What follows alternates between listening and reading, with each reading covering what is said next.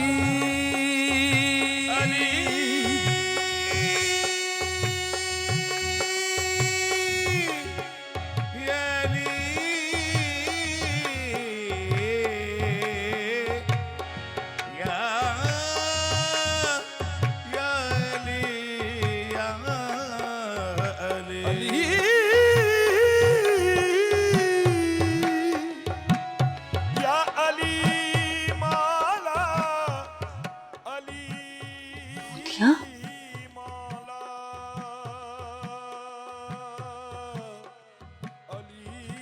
मोतिया, मोतिया, मैं चमेली।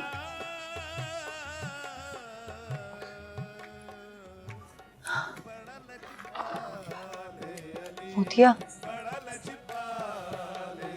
तूने मुझे पहचाना नहीं?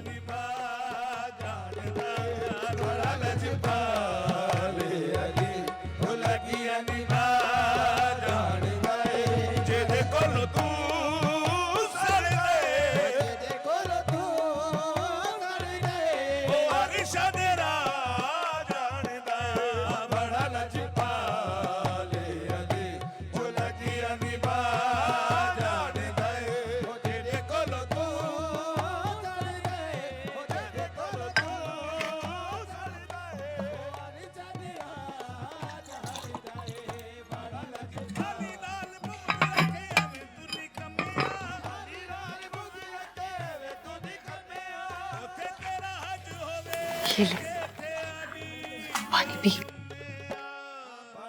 खाना खा ले।